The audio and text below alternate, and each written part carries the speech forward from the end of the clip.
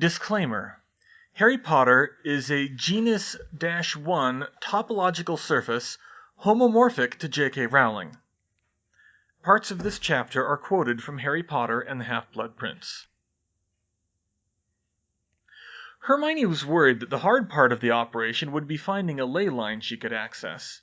She knew from Professor Slughorn that one ran along Diagon Alley, which presumably meant from the Leaky Cauldron to Gringotts. However, she'd need to locate the cornerstone of at least one of those buildings and a hidden place along the line running between them to do the ritual. She also considered a more speculative possibility, that there was a ley line running from the Leaky Cauldron directly to the Ministry building. She spent some time drawing lines on a map of London and measuring angles to convince herself this was plausible. Unfortunately, she didn't know exactly where the control circle in the Ministry was, and any milestones in between must either be buried or on private property. She also looked at the architecture of King's Cross for clues, with little success, plus the wild-card possibility that there was a runestone hidden in plain sight in Trafalgar Square, but none of those were certain enough to act on. Even without those uncertainties, she decided she needed to calculate what would happen if she made a mistake. Rituals tended to have disastrous consequences if they went wrong, after all. Luckily, this being such a minor ritual, the consequences would be similarly minor. If the ritual were performed in the wrong place, the alignment runes would draw too much power and burn out, causing the runic blocks to burst into flames, and the trace would register a large, though benign magical discharge that would no doubt send the aurors running. Troublesome, but not dangerous. But it turned out that the direct approach worked in this case. She convinced her parents to drive her up to the Leaky Cauldron, where she convinced Tom that she was working on an introductory geomancy project, not hard with her reputation, and asked if she could see the cornerstone of the building. Predictably, it was in the back wall of the pub where the walled courtyard leading into the alley was. That gave her some pause. She could lock the door into the pub for the minute or two it took to do the ritual without suspicion, but she couldn't control anyone coming in from the alley who might see them. But then she remembered. Harry had an invisibility cloak. The second problem was that there was still a guard from the Order on Harry's relative's house. This guard would be under an invisibility cloak, she wouldn't know in advance who it was, and, since she was out of owl contact, she had no way to find out the guard schedule. That meant she would need a plan to take down an unseen guard without being detected, preferably with an invisible or near-invisible spell. She looked through her entire spellbook for a solution. She considered sewing the guard's invisibility cloak to their robes to pin them, but she wasn't sure if it would work on a magical garment. She didn't have a cloak of her own, and she didn't know the disillusionment charm, so hiding herself was out. She'd need a distraction. She had an idea that she thought might work. Wizards could be sneaky when they wanted to, but they rarely anticipated new forms of sneakiness. And they especially weren't trained to anticipate spells that didn't produce light as a major threat, because there weren't all that many of them that could take down an experienced wizard. The next morning, Hermione got ready. She straightened her hair and charmed it blonde, borrowed her mum's frilliest dress, and put on a pair of high heels charmed for stability, so she wouldn't look like herself from a distance. She had convinced her parents to drive her to Little Whinging, but not right up to the Dursleys' house. Instead, they parked at the playground on Magnolia Crescent, several blocks away. She went the rest of the way on foot. This was where there could be trouble. If the guard was Mad-Eye Moody, she would be caught immediately and would have to confess everything.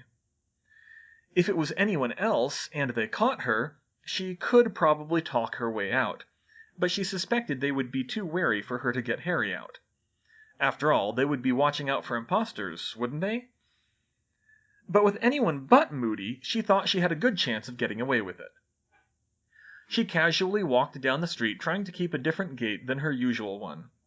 She felt the urge to hum the theme from the new Mission Impossible film.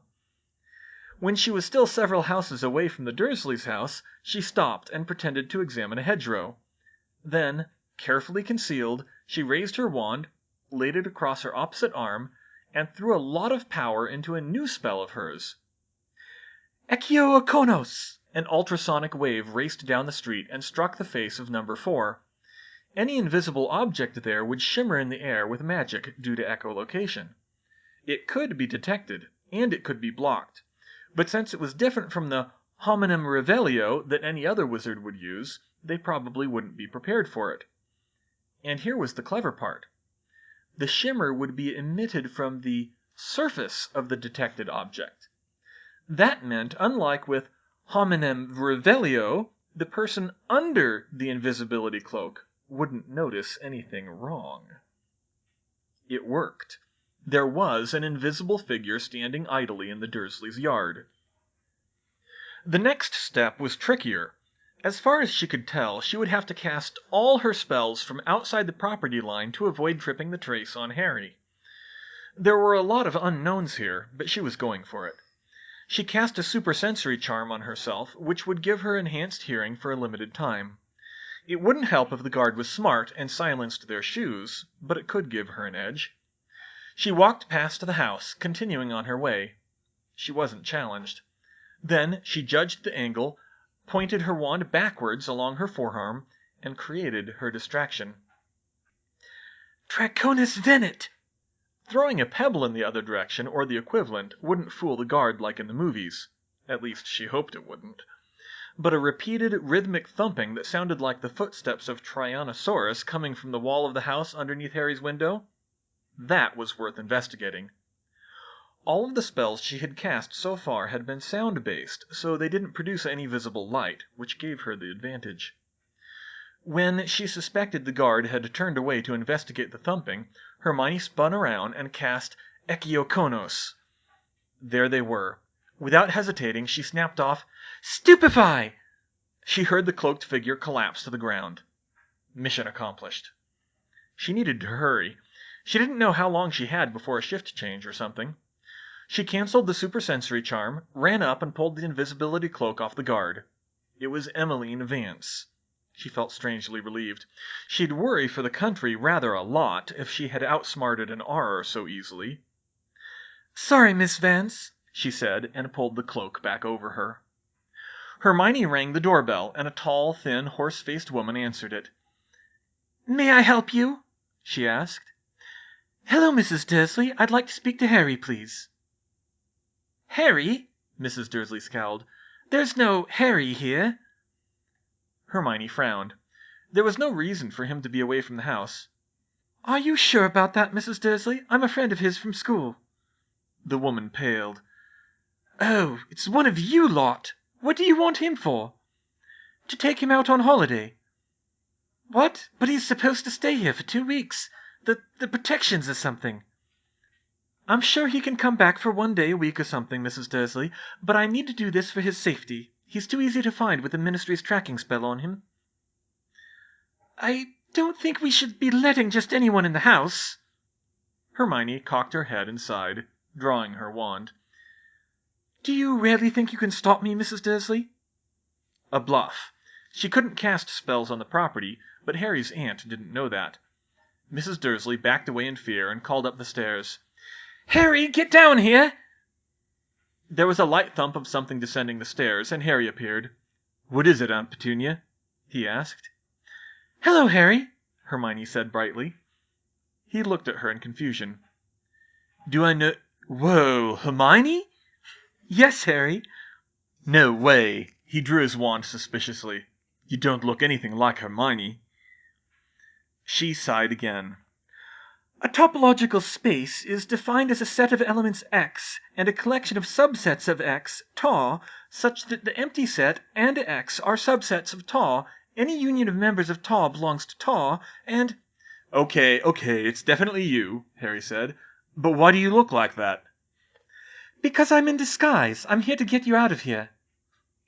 What? But I'm supposed to stay here to charge the wards. Well, you can come back as needed if you want, but I'm going to take you somewhere they can't find you, she said. How? The Ministry can trace my movements, Harry insisted. Hermione grinned. Don't be so sure, she said. I figured out how to remove the trace. Harry's eyes grew to saucer-sized. What, seriously? Yes, think about it. You'll be able to use magic outside of school, and you won't have to worry about being followed if you go back and forth to Sirius's place. Hermione could see the wheels turning in Harry's head. He twitched his head in his aunt's direction, but didn't quite look at her. Hermione was one of the very few people Harry had told about the Dursleys making him sleep in the coat cupboard until he was nearly 11. On remembering that, she had a sudden urge to use several dental-themed hexes on the woman, but she restrained herself. So are you in? She asked. Hell yeah, let's do it. She shook her head. We have to go to London to do it, she said. My parents are waiting for us, and you'll need your invisibility cloak. He nodded and ran up the stairs and back down again faster than she thought ought to be possible. Bye, Aunt Petunia, he said. I'll be back later, probably. He ran out the door, leaving a very confused and worried Petunia Dursley in his wake. Hermione hurried after him, leading him to her parents' car at the park. We need to hurry, she said. I don't know how long Mrs. Vance will be out. Who? Harry asked. The guard from the Order. Oh, wait, how do you get past her? I used sound-based spells to distract her and reveal her location, and stunned her from outside the wards. But aren't the wards supposed to stop all attacks? They aren't normal wards, though. They're specifically tied to you and to the Dursleys.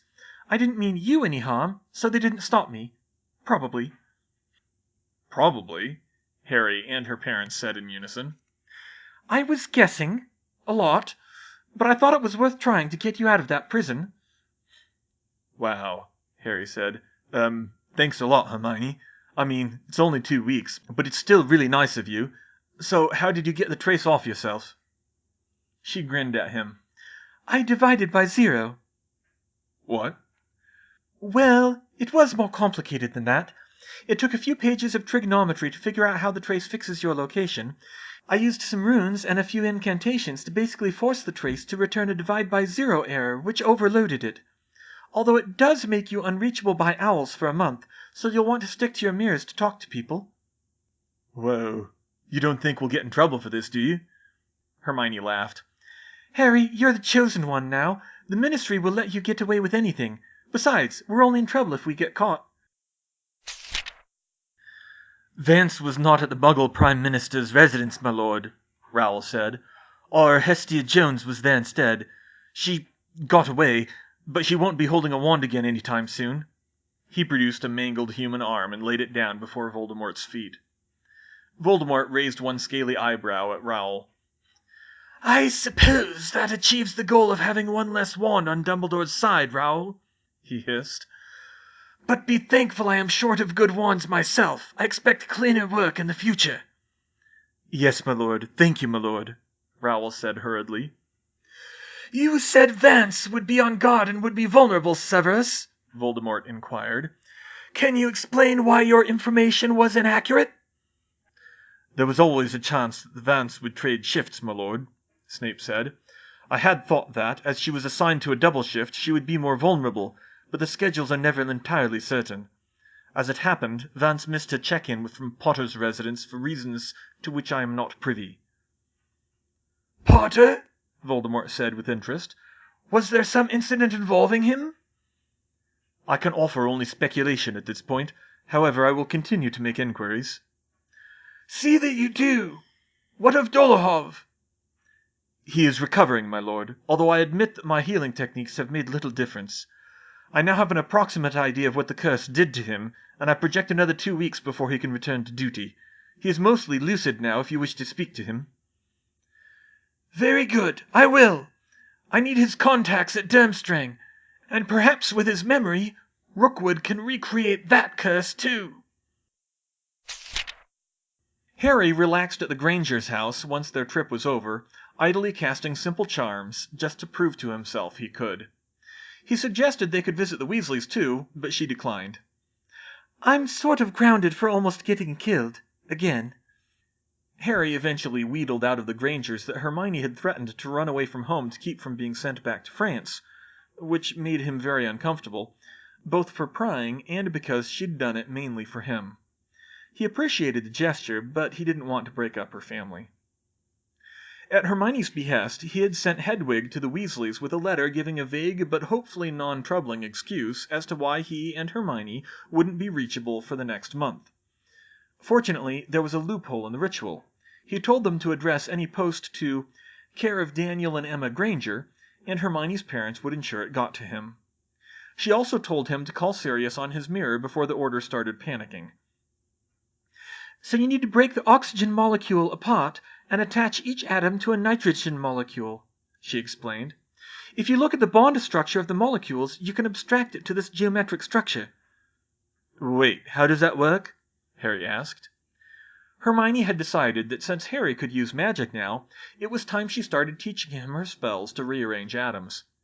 Since there was a non-trivial chance that this was the power the Dark Lord knows not, she wanted to get him up to speed quickly. But she'd been working on this project for so long that she was way ahead of him by now. I guess it's easier to follow with crystal structures, she told him, and she looked around the scattered papers on her desk. Here. This shows the conversion from atomic structure to geometric patterns. Harry couldn't make heads or tails of half the stuff on Hermione's desk. A lot of it was new maths, and seemed to deal with shapes so abstract that he had no idea how you were supposed to do maths on them. Other papers covered everything from new curses and defense implements to something about a diamond necklace for some Saudi prince. However, he could, with some effort, follow how she was converting molecular structures to geometric patterns and runes. "So, what's this one for?" he asked. Oh, this one's for carbon nanotubes. I'm looking for useful things I can use them for, you know, weapons and armor and stuff, and comparing them with my basilisk skin coat. At that, she trailed off, staring off into space for a minute before she exclaimed, Eureka! What? I know what to do with my coat. Her parents came into the room. Hermione, what's going on? Her dad said. Mom, Dad, I got it. Got what? He asked. My basilisk skin coat. It doesn't need to be bulletproof. I can make a lining out of carbon nanotubes, and that will be bulletproof. Mr. and Mrs. Granger looked surprised. A bulletproof lining? He said. You can do that? Well, I might need to enchant it for stiffness, but yes. I thought of it while I was going back over that nanotube knife design with Harry. Nanotubes are 10 times stronger than Kevlar, or they should be once I optimize the molecular structure. A thin lining should be enough to stop any handgun, and they have incredibly high thermal conductivity, so it won't be too hot either. Harry was lost. Okay, what are carbon nanotubes again?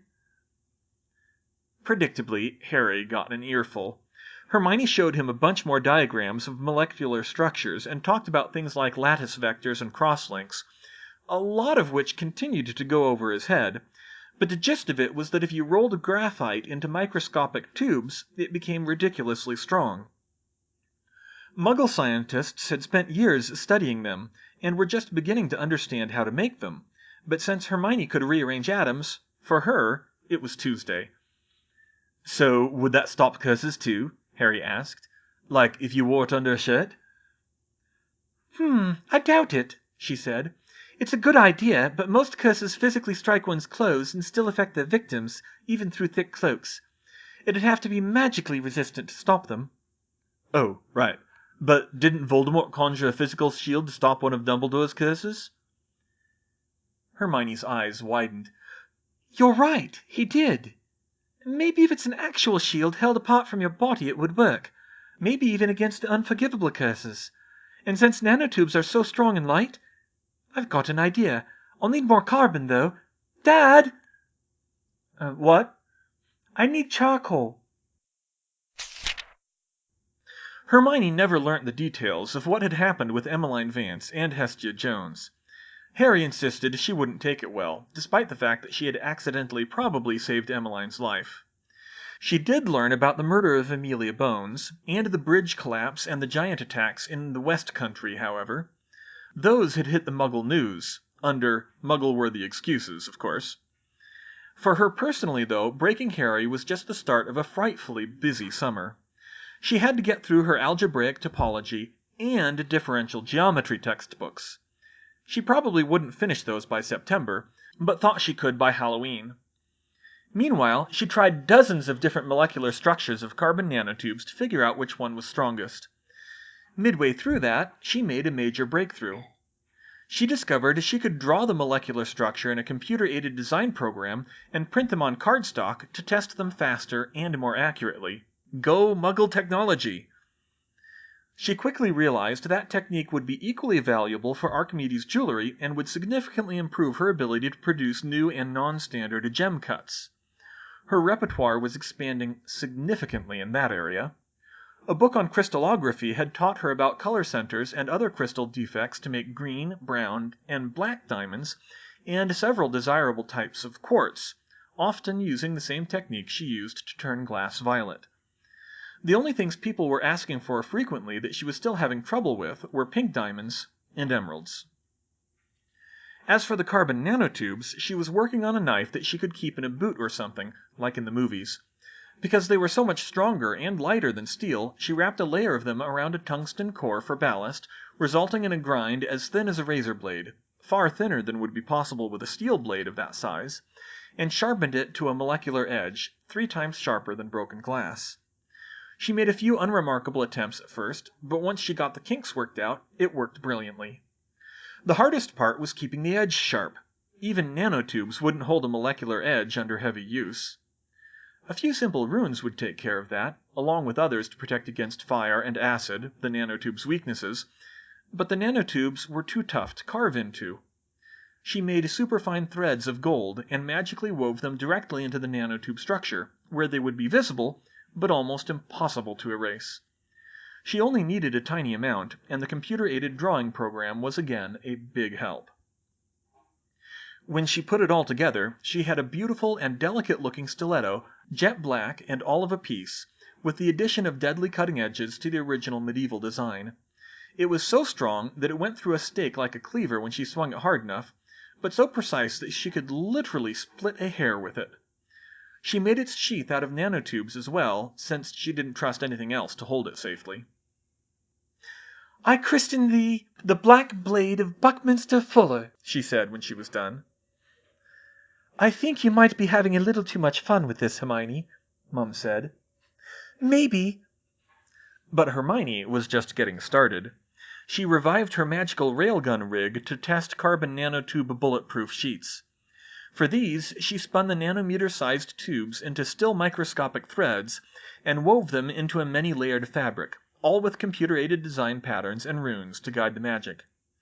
The result was a jet-black cloth that was cool to the touch and smoother than the finest silk. Harry's invisibility cloak was the only fabric she'd ever seen that was finer. She also tested rigid plates that she could use for a lightweight shield. For those, she had to add a reverse backstop in front of the plates to magically stop any ricochets. The mechanics took a bit more work, but she got both the fabric and the plates to the point where they would stop any commonly used handgun rounds. And all that work would become embarrassingly moot in October when Lord Cullen recommended banning handguns throughout Britain, but she was proud of herself for working it out. In late July, after they could be reached by owl again, the Grangers were invited to join the Weasleys for lunch at the Burrow, something they had not been able to do since the first time Hermione left Hogwarts 2 years ago. Harry would be there too, and Hermione was eager when her parents agreed to go. The Burrow looked much as they remembered it, though a bit more crowded and a bit more somber. Percy still wasn't back. Despite the Ministry acknowledging Voldemort's return and a change of minister, he was apparently resentful of how he had been dismissed by his family for the past year, and he still wasn't talking to them. Hermione wondered if she ought to have a word with him. On the other hand, Bill was at home, and Hermione's friend Fleur from Beauxbatons was with him, and Angelina Johnson was there too, as Fred reasoned that since Bill and George got to bring their girlfriends, so did he. Ron still didn't have a steady girlfriend, despite his on-again, off-again relationship with Parvati Patil. Fleur was the first to greet her. "Hermione, it's so good to see you," she said with considerably less of an accent than she'd had in school. "I wanted to tell you the news, but I couldn't reach you." "Sorry, Fleur, I've been out of contact. What's the news?" Fleur thrust her left hand in Hermione's face, showing off a large, glittering ring. "Mon Dieu, veramente?" Hermione said. Tu et Guillaume? She looked between the two of them. Fleur grinned giddily and nodded. Felicitaciones! She hugged Fleur, who began babbling in French about how much she loved Bill. Mrs. Weasley, Ginny, and even Angelina didn't look too happy about it. Vila did tend to grate on humans of the same gender, but fortunately Fleur and Hermione usually got along well. She thought Fleur and Bill would be good for each other, despite Mrs. Weasley's reservations. George cut in next, pulling her away from the excited Fleur. "It's good to see you, Hermione," he said, and kissed her. "Hold up, George!" Fred pulled him back good-naturedly. "You know what the ministry says. We need to make sure she's the real Hermione." Hermione rolled her eyes. A differentiable manifold is a locally Euclidean space in which all pairs of distinct points have separate neighborhoods and which can be represented by an atlas of linear maps that are continuously different. George cut her off again by kissing her. "Come on, Fred. You should know by now that no Death Eater can fake Hermione's identity." Most of the Weasleys laughed. "I'm sorry I haven't been around to help you two set up the shop," she told them. "I wanted to, but I had to compromise just to not get shipped back to France." "It's okay, Hermione," George reassured her. "The money helped us more than we could have dreamed. Just be sure you're there for the grand opening." "When is that?" "Next Saturday. We have to be open before the kids do their school shopping." She looked to her parents for confirmation. "I suppose you should go since you're a partner," Dad said. "Great. I'll be there. Thanks, Dad." "Excellent," said George. "Oh, and we got those shield cloaks you suggested done. They're not super, but they'll stand up to a stunner with no trouble." "That's good. Can I get you to put the spells on my coat? Dolohov's curse burned through part of the magic resistance, and I put a new lining in it that I want protected too." "No problem. And we came up with a new product in honor of Lee. Check it out." "George, put that thing away during dinner," Mrs. Weasley said in an aggravated tone. The new product turned out to be a tarantula with red and gold stripes sitting in a terrarium shaped like a half Quidditch pitch with a miniature Quidditch hoop at one end. When Fred tapped the glass, the spider picked up a miniature quaffle and threw it through the hoop with its front legs. "We couldn't quite get the tarantula to make cheeky comments at everyone, so this was the next best thing," Fred said. "But if you attach two of them together, they'll play against each other." "Wow," Hermione said. I'm sure Lee would be proud." Ron, unsurprisingly, gave them a wide berth. Hermione greeted Ron, Harry, and Ginny as well. Ginny apologized to her for freaking out at the end of last term when they learnt about Horcruxes. She was a lot calmer now, and more determined about it now, although she did want to know what progress Hermione was making towards solving Harry's problem, to which she replied that she was still studying the arithmetic foundations. This wasn't going to be a quick fix. She'd even queried Dumbledore, using coded language, about whether she could stop Harry's heart with her Commotio Cordis spell and restart it to get rid of the Horcrux, but he had told her in no uncertain terms that it would not work. To destroy a Horcrux, the vessel had to be destroyed beyond repair, and for a living Horcrux, that would mean brain death. But she tried not to dwell on such morbid thoughts. They ate outside, owing to the size of the group. Mrs. Weasley had prepared an excellent feast, as usual, and when they sat down to eat, everyone ate in silence for a little while, savoring the food. After a while, George asked her, "So, how did you do on your owls? Straight O's, I assume?" "Oh, no. Sorry, George, but I'm too practical for that." She shot Bill a grin. He was the only one at the table who had scored higher than she did. "I got 7 O's and 3 E's." 3 E's? Bill said. "What were they in?" "Herbology, magical creatures, and Muggle studies." The Weasleys all stopped. "Muggle studies?" George said. "But you're Muggle-born. How could you get an E in Muggle studies even without the class?" "Because it was massively out of date. I'm sure Mom and Dad could have aced it, but I'm not familiar enough with what life was like in their generation. And of course for herbology and magical creatures, I missed the practical parts of the classes, but I'm planning on dropping those classes anyway." Emma coughed. "You are?" she said. "That's news to us. I hope it's not just because you didn't do as well in them." "Oh, no, Mum. It's not because I only got E's on my owls. Ernest Rutherford once said all science is either physics or stamp collecting, and I'm a physicist. They just don't play to my strengths, and I'm not planning to be an auror or a healer, so I don't need them." "You have to drop some classes for newts, Mrs. Granger," Bill spoke up. "I only did 7, and I don't know anyone who did more than 8. "Well, I suppose so," she replied, "but we weren't sure if it would be the same with Hermione's tutoring program." "What? You're not coming back to Hogwarts?" asked Ginny. "No, not full time, sorry," Hermione said. "We felt that Hermione would be safer sticking with Professor Slughorn," said Dan. "It was part of our compromise not to send her back to Beauxbatons." "But Hogwarts is the safest place in Britain," Ginny said. "People keep saying that, but can you really believe that after the number of near-death experiences you've all had there?" Emma asked. Mrs. Weasley paled noticeably, and Mr. Weasley leaned over and patted her hand. "It's okay, Molly," he said softly. "Dumbledore and the Ministry actually have it together now. They won't slack off like they did before. We do understand your concerns, Mr. and Mrs. Granger, but circumstances will be quite different this year." "I'm not really unhappy with the arrangement," Hermione said. "I'll still be visiting. I'm going to take Professor Dumbledore's alchemy class, and I'll be keeping up with my mastery with Septima. Honestly, though, I prefer the mobility of being in private tutoring." "Can you be a part-time student?" asked Harry. "In the strict sense of being an enrolled student, no. I checked with Dumbledore. As a practical matter, other students go in part-time to do a mastery of something similar like I'm doing. Or homeschooled students will come in if they want to take an advanced class the tutor can't teach, such as alchemy. It's registered as an independent study or tutoring program, even if they're sitting with the rest of the class. Anyway, with my schedule, I can join you for lunch on Saturdays." "Oh, well, at least we have that," Ginny said. "What about you, Harry? How did you do?" "Pretty well," he said. "O's in defense and potions, E's in everything else I care about." "Potions?" Fred said in surprise. "Slughorn must be good, then. Wish I could see the look on Snape's face." Harry smiled. He had indeed passed all the classes he needed for the Auror track, much to his own surprise. Snape only took O-level students in his Newt class. He'd definitely flip when Harry showed up. George, of course, was happy that Hermione would still be close at hand outside of Hogwarts. "It'll be good to call you any time, not just on Hogsmeade weekends," he told her. "Can you do all your Newts that way, though?" he asked with concern. "Slughorn can't be qualified in everything." "I'm still working out the details. I'm dropping astronomy and history, too, but I'm taking the rest. I have to take potions, or Professor Slughorn will be disappointed. And transfiguration is required for alchemy. He's qualified on both of those." "Slughorn knows transfiguration?"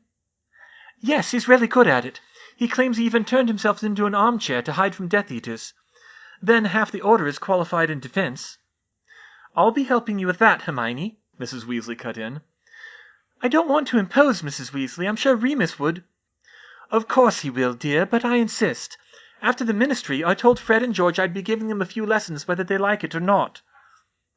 George leaned close to Hermione and muttered, "Lee dying really freaked Mom out. She's giving everyone lessons now." "I didn't know you were qualified as a teacher, Mrs. Weasley," said Emma. Mrs. Weasley smiled and nodded. "Yes, I tutored defense and potions, Mrs. Granger. It was quite a while ago, just for a few years after I left Hogwarts, before I had more babies than hands. I never went for a Hogwarts job, though. Professor Slughorn was still there, and I didn't fancy the mortality rate for the defense post." "Well, thank you, Mrs. Weasley," Hermione said. "So that's defense, and most people who are qualified in defense are also qualified in charms. Charms is an arithmancer's bread and butter, so I'll need that. I'm just a little worried about ancient runes." "I'll teach you runes, Hermione," Bill said. "You will?" she said excitedly. Dan was a bit more skeptical. "You're qualified?" He did look young. "I'm a curse breaker, Mr. Granger. That requires a mastery in runes." "Will you be all right with your job, though, Bill?" Mrs. Weasley asked him. "Oh, that'll be fine, Mum. Since I'm in Britain for the duration, there's not that much for me to do at the bank." "Thank you, Bill," Hermione said. "I really appreciate that." It was good to have everything settled, but Merlin, her education was going to be complicated this year.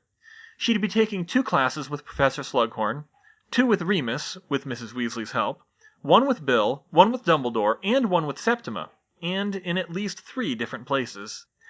"I'm a little surprised you are going back, Harry," Emma said. Harry hadn't been entirely certain when last they spoke, but he'd been leaning that way all summer. "I really do like Hogwarts, Mrs. Granger," he said, "and Sirius wants me to go back. He says I'll be safer sticking close to Dumbledore now that they're getting serious about security." And he'd still be with Ginny, although he didn't say that out loud. Unfortunately, things weren't as carefree at the dinner table as they were 2 and 3 years ago. Harry's past year had been almost unmitigatedly bad, and even for the others, talk didn't stray far from the war after that. Even Mr. Weasley's incessant questions about Muggle life focused on how Muggles fought wars and defended themselves from attacks. The Grangers explained about guns. His ignorance of the issue made them dearly hope he never came in contact with either end of one, but they didn't have the heart to tell him about nuclear weapons.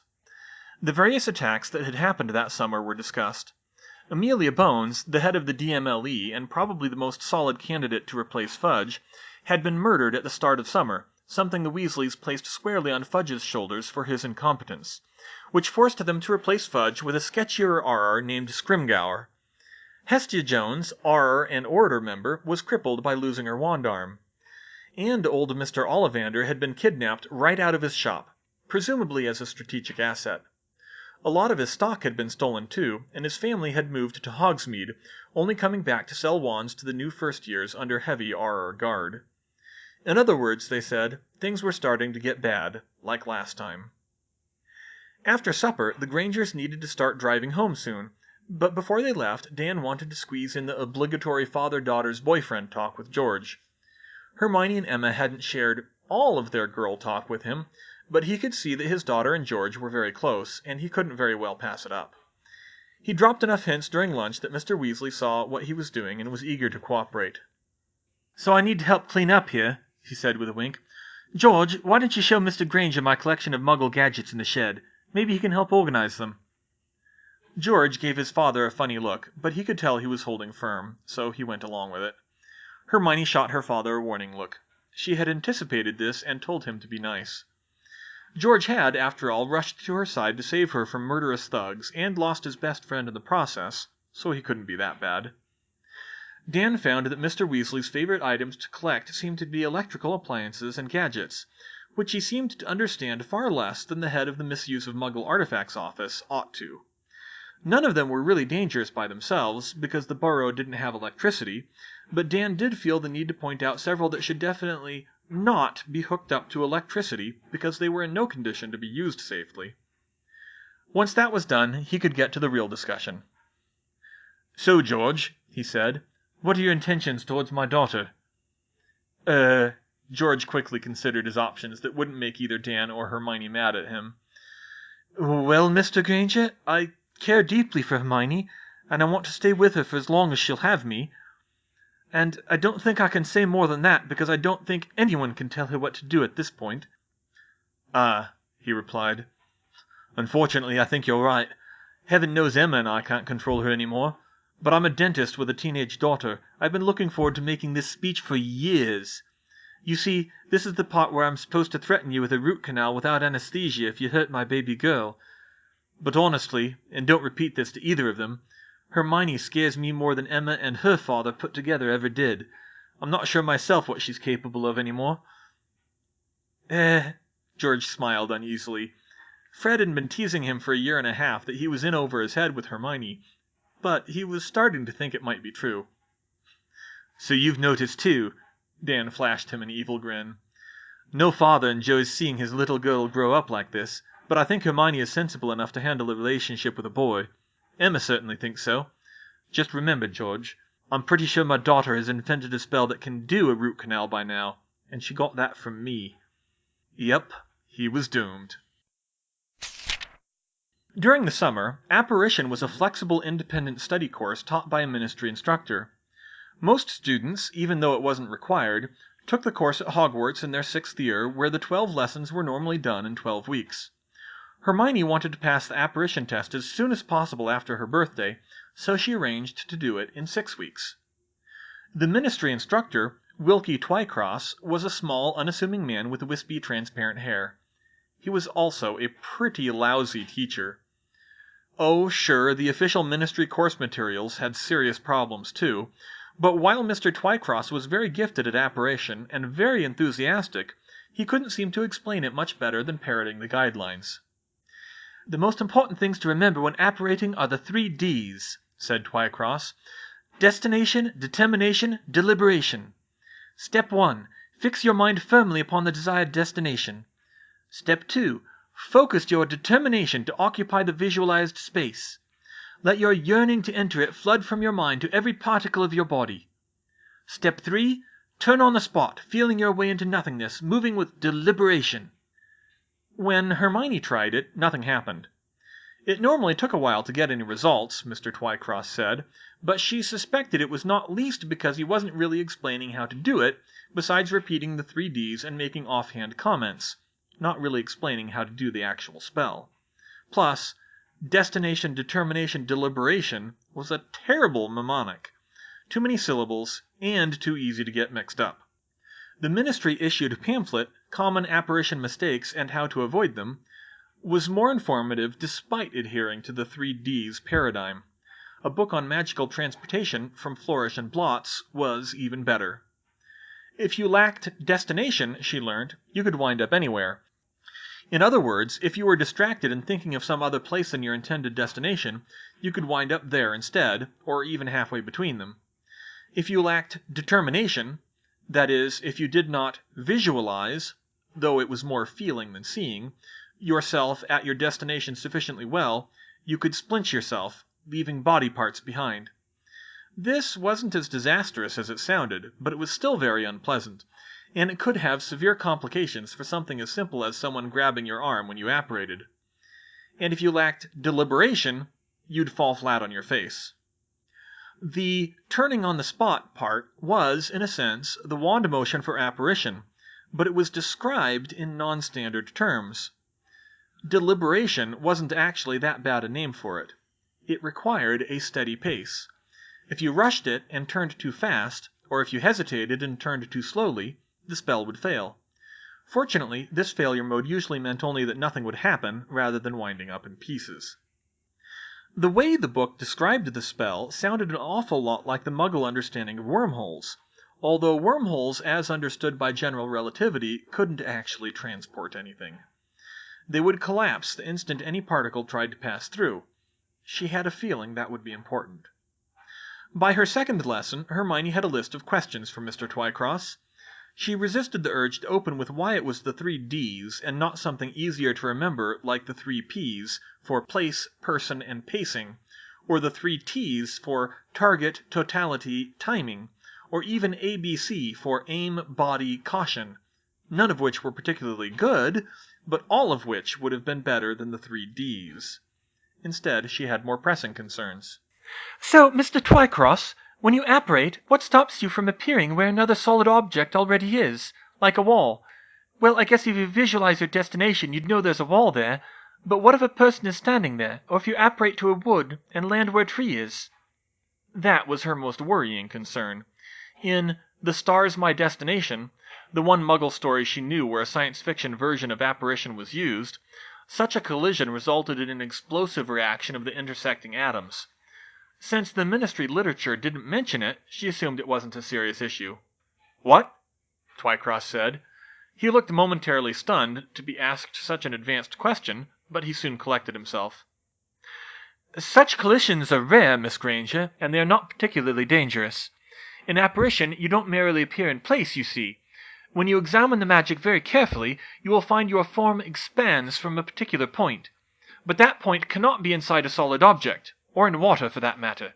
There is too much interference from the matter of the destination for your magic to place you there.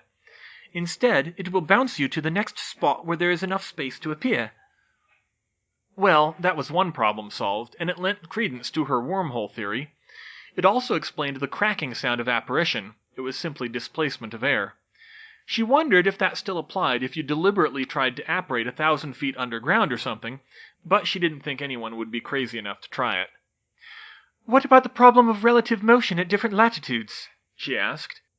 "Excuse me, what does that mean?" Twycross responded. "I mean if your destination is moving relative to yourself. Different parts of the Earth rotate at different speeds, Mr. Twycross. Even apparating from here to Inverness, which I don't think is a great strain on most wizards, would be—" She thought for a minute.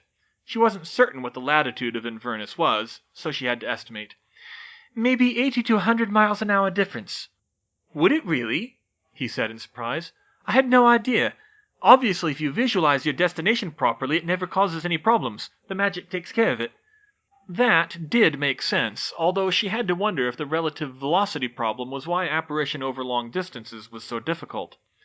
The curvature of the Earth meant there was a problem for longitude, too. Then there was the more general problem. Does that apply to all relative motion? What if you were apparating somewhere that was moving relative to the ground, like on and off a moving train? Aha! Off of a train is no problem, Twycross said. You need only have your destination fixed firmly in mind, and you will land there firmly on your feet. Onto a moving train, however, is much more difficult and is not recommended, even for experts. For you would need to know both where the train is and how fast it is moving, not to mention the obvious secrecy concerns. You are much more likely to miss entirely or to be thrown from it when you arrive. Of course, Mr. Twycross. She'd also wondered about apparating out of a fall from a great height, but that had other issues, and a hover charm or arresto momentum would save you much more reliably, so she let it go. So you can't normally apparate to a place you haven't been before, but can you do it if you have line of sight and or know exactly where it is in relation to yourself? You've certainly thought a lot about this, Miss Granger. Yes, if you have line of sight, and it's close enough to see clearly, you certainly can. It's just a matter of visualization. If you only know the relative position, it's much more difficult, but possible for experts. I see. And do you have to be standing to apparate? I know you're supposed to turn on the spot, but it seems like much more of a mental exercise than with most spells. Not as such. Just as any spell can be performed without incantation or wand motions with sufficient mental effort, so can apparition. But a beginner like yourself should be very cautious about pushing yourself. For now, just turn on the spot, and as I have told you, with deliberation. Hermione tried it again, but she only succeeded in spinning around and losing her balance, nearly tripping over her own feet. She was sure she was missing something here. The literature and Mr. Twycross kept saying to turn on the spot, but she had seen both wizards and elves apparate, and they didn't really turn, or they only began to turn before they vanished. There was a sort of twisting motion, or a vague sense of movement around them, but most experienced wizards seemed to do it almost standing still. She focused harder, trying to figure out her problem. The determination part was the most mentally taxing part of apparition, and the most disastrous if you got it wrong. You had to feel your whole body, and visualize picking it up whole, after a fashion, and setting it down in another place. It was a complicated spell, though to most wizards it seemed to be as natural as driving. But the deliberation part was the hardest to wrap her mind around. The literature never came out and said it, but it seemed like turning on the spot wasn't quite right, and wizards knew it wasn't quite right. It was just that they lacked the words to describe it adequately. But after pondering the issue, she thought that to someone well versed in both science fiction and advanced mathematics, turning on the spot could have another meaning. Turning through the fourth dimension. Turning in that way wouldn't look like motion at all, merely like vanishing into thin air, or perhaps like collapsing down to a point. That fit her wormhole theory too, and it made sense of the picking up and setting down notion, since it was possible to pick up and set down objects through the fourth dimension without traversing the intervening space. And with wormholes being the fickle creations they were, it would certainly be important to focus carefully to ensure that your whole body got through it without being cut off in the middle. She had no proof. Apparition was so old, and the requisite maths so new, that she doubted anyone had done a good arithmetic analysis of it. Maybe something to add to her list. But it made sense. She hoped her new perspective would help her. Hermione focused on the 3Ds, but with a 4D perspective this time. It was, in retrospect, doing the Ds out of order, the destination last, but it made more intuitive sense. She felt out her body, which, being the most important thing, seemed naturally the thing to do first. Then she focused on turning herself through a fourth-dimensional space. This was, of course, impossible to fully visualize, but she imagined it as a sort of inner space projection onto the real universe. And then she imagined herself pulled through that space through a wormhole to land inside the hoop. She began to swing her wand, and in a blink the world shifted around her with a loud crack. She'd barely started, and she was suddenly inside the hoop. She turned around and saw the spot where she had started from empty. Excited, she wiggled her fingers and toes and patted herself down. All body parts? Clothes? Hair? Yes, she'd done it. "Aha! Splendid, Miss Granger," said Mr. Twycross. "That was perfect on your first successful attempt. Barely even a spin. I think you may be a natural." "Thank you, Mr. Twycross," she said breathlessly. "But I think Muggles have thought about this a lot more than you think.